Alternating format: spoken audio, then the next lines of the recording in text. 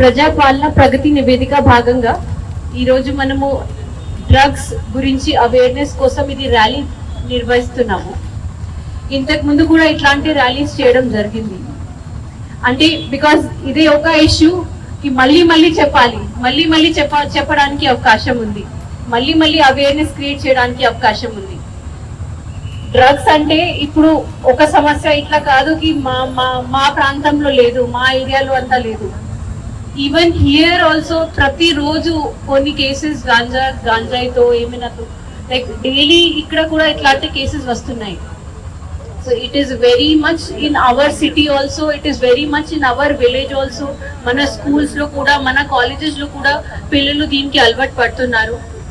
And దీనికి solution మాత్రమే జిల్లా అధికారుల ద్వారా మాత్రమే, పోలీస్ అధికారులు ఎన్ఫోర్స్మెంట్ ద్వారా కాదు. దీనికి సొల్యూషన్ అంటే మన ప్రతి ఒక్కరూ అవేర్ గా ఉండాలి, పేరెంట్స్ అవేర్ గా ఉండాలి కి పిల్లలు ఏం చేస్తున్నారు, ఏమైనా వేరే అలవాటుకి పడుతున్నారా, పిల్లలకి యాటిట్యూడ్ లో బిహేవియర్ లో ఏమైనా చేంజ్ కనిపిస్తుందా.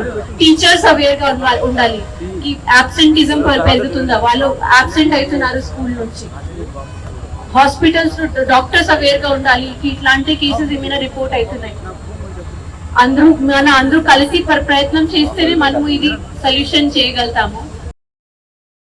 ప్రజాపాలన ప్రగతి ప్రణాళిక ప్రోగ్రామ్ లో భాగంగా ఇప్పుడు మనము చైల్డ్ సేఫ్టీ అట్లాగే సే నో టు డ్రగ్స్ సంబంధించి ఇది ప్రోగ్రామ్స్ మనం మొత్తం కమిషనరేట్ పరిధిగా వేరే చోట్ల చేస్తున్నాము.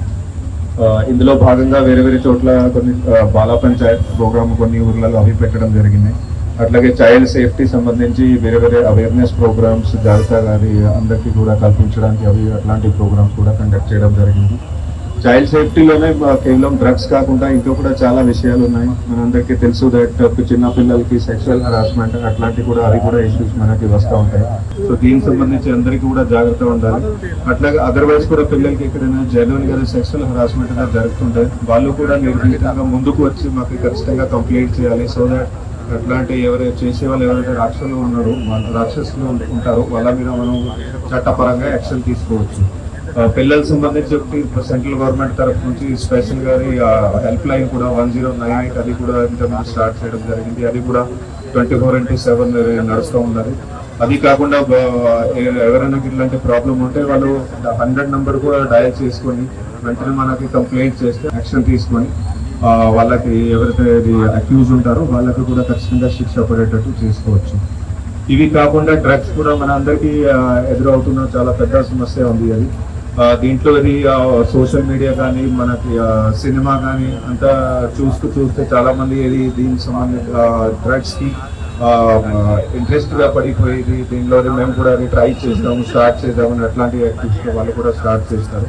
సో వాళ్ళకి కూడా అందరికీ కూడా రిక్వెస్ట్ ఉంది, ఇవన్నీ కూడా రూమర్స్ ఉంటాయి, అవన్నీ కూడా పోవాలి ఉంటాయి. దయచేసి ఎట్టి పరిస్థితుల్లో నమ్మకండి. డ్రగ్స్ వాడుకోవడం ఏదైనా సరే, చిన్న క్వాంటిటీ కానీ పెద్దది కానివ్వండి, అట్లాగే any sort of drug, any type of drug వాడుతుంటే ఖచ్చితంగా ఓన్లీ నెగిటివ్ ఎఫెక్ట్స్ ఉంటాయి. మీ ఓన్ హెల్త్, మీ ఓన్ లైఫ్, మీ కెరియర్, మీ కుటుంబ పేరు, మీ ఊరు పేరు, అట్లాగే మీ జిల్లా పేరు అన్ని కూడా ఖరాబ్ అవుతాయి. అండ్ ఫ్యూచర్ లో కూడా అంతా నష్టమని ఉంటాయి.